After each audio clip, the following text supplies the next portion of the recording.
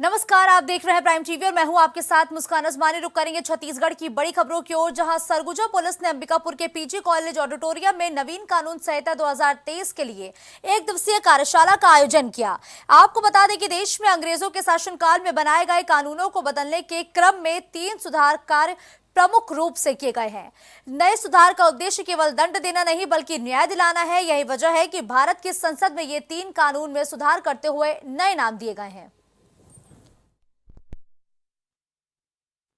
जैसे कि हम सभी जान रहे हैं कि जो आज संसद के द्वारा नए कानून को पारित किया गया है, उसको पारित करने के लिए मुख्य कारण ये था कि पूर्व में जो कानून थे वो औपनिवेशिक कानून हुआ करते थे, अंग्रेज़ों के द्वारा बनाए हुए कानून थे। उन कानूनों में बहुत सारी ऐसी खामियां तो नहीं कहेंगे, लेकिन उस समय के अनुसार जो अपराध उस समय घटित होते थे और आज के जो अपराध है उनमें बहुत चेंजेस आ चुके हैं।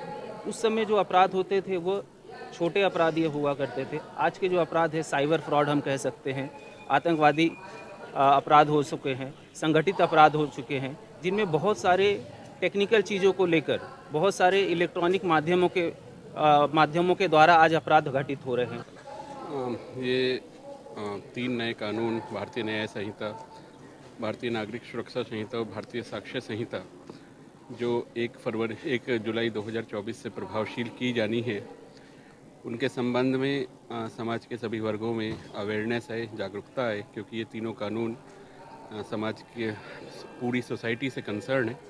इसी विषय वस्तु को लेकर आज यहाँ एक दिवसीय कार्यशाला का आयोजन किया गया है, जहाँ पर विभिन्न एक्सपर्ट्स को बुलाया गया है और हमारा उद्देश्य है कि बहुत ही सरल शब्दों में आम पब्लिक को, आम जनता को इन कानूनों के जो मुख्य बिंदु हैं उनके बारे में, उनके अधिकारों के बारे में, इसके अतिरिक्त पुलिस, अभियोजन एवं न्यायपालिका की इसमें जो जिम्मेवारियां दी गई हैं उनके बारे में सभी को अवगत कराया जाए।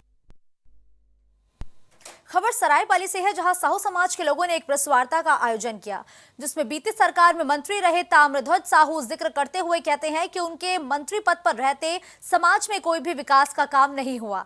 इसके साथ ही साहू समाज के लोगों ने पीएम नरेंद्र मोदी का सिर फोड़ने वाली बात की निंदा करते हुए कहा कि देश के पीएम नरेंद्र मोदी की कार्यशैली को देखते हुए हम सभी साहू समाज के लोग भारतीय जनता पार्टी को पूर्ण रूप से समर्थन देते हैं।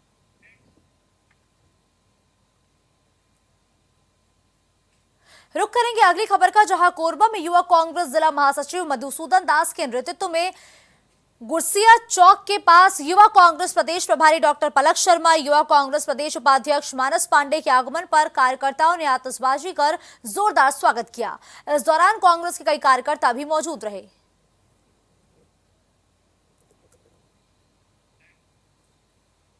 खबर बिलासपुर से है, जहां बीते शनिवार एक लेडी रेल ऑफिसर की लाश उनके घर पर फांसी के फंदे पर लटकती हुई मिली थी। विनीता साहनी रेलवे के कमर्शियल विभाग में इंस्पेक्टर के पद पर काम करती थी। वही महिला रेल अधिकारी की मौत के बाद सोशल मीडिया पर कई पोस्ट भी वायरल हुए हैं।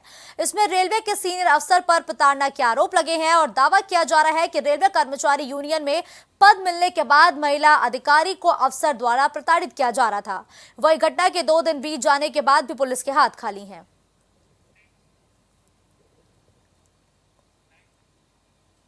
कोरबा से खबर है, जहां बिलासपुर नेशनल हाईवे में हुए सड़क हादसे में घायल बच्चे ने इलाज के दौरान दम तोड़ दिया।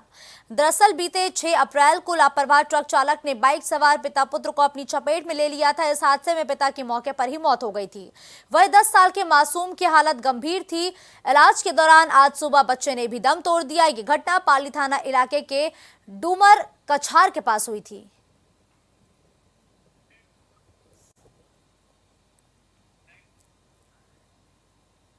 उदयपुर पुलिस की बड़ी लापरवाही सामने आई है, जहां 20 दिनों से गायब एक आदिवासी युवती की लाश मिलने के मामले में पुलिस के हाथ अभी तक खाली हैं। दरअसल बीते 20 दिन पहले आदिवासी युवती का अपहरण कर हत्या का मामला सामने आया था और इस मामले को लेकर कई सवाल खड़े हो रहे हैं, जो आज भी अनसुलझे हैं। कोई चाहे पुलिस डरा है चाहे कोई डरा है। और चेरी ले घर ले दूरा ले सागा ले बाबा ले सब ला देखे यो जात रहे दीदी इसे ताले ये साथी इसे कहे ऐसे कहे मोर 2 अक्षर के नाम कोनोच नी बीसने मोर नाम ला मोहिचला लेके ची करथे। खबर कोरबा से है, जहां नगर की सफाई का जिम्मा नगर निगम विभाग का होता है, लेकिन जब नगर निगम अपने कामों से पल्ला झाड़ने लगे तो आम पार्टी को जिम्मा उठाना पड़ता है। ऐसा ही एक मामला कोरबा से सामने आया, जहां इन युवाओं ने सरमंगला चौक पर कोरबा नगर निगम द्वारा सौंदर्यीकरण के तहत बनाए गए परिसर की साफ सफाई की। हम सभी को भी चाहिए कि अपने आसपास सफाई रखें और अच्छे नागरिक होने का कर्तव्य निभाएं।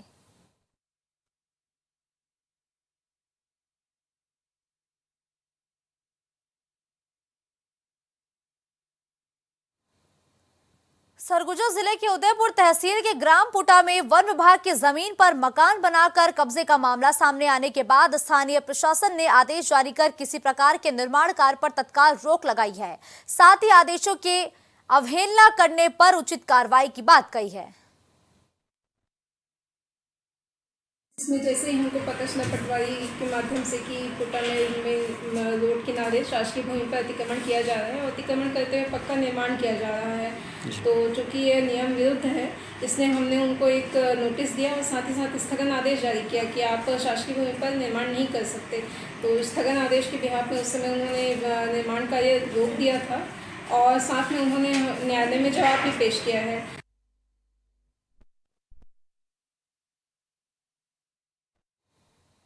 इस बुलेटिन में फिलहाल के लिए बस इतना ही। देश और दुनिया की बड़ी खबरों के लिए आप देखते रहिए प्राइम टीवी।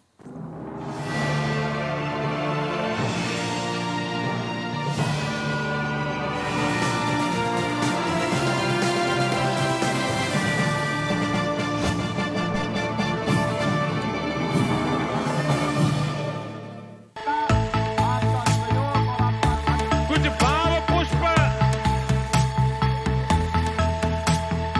आप देख रहे हैं प्राइम टीवी, सच साहस सरोकार। प्रॉब्लम्स थी जो मेरे को स्टेप्स चढ़ते हुए प्रॉब्लम थी, वो अब I think so 70% is improved. ठीक है, मेरे को एंकल में प्रॉब्लम थी एंड मेरे को नसेस मसल्स प्रॉब्लम थी, जो मसल्स में काफ़ी पेन रहती है, जो अब की इस टाइम पर एक बार मैंने लिया, मैं लास्ट टाइम आया था, उसके बाद मैं अब दोबारा आया हूँ, तो ऐसे 70% इज इम्प्रूव्ड, जो कि डॉक्टर नहीं कर सका। मैंने हाँ, मतलब मैं गंगा राम के हॉस्पिटल के डॉक्टर से तकरीबन 2 साल तक ये ट्रीटमेंट करा था, कि उनको समझ ही नहीं आया ये प्रॉब्लम क्या है। दैट इज अब बेटर है।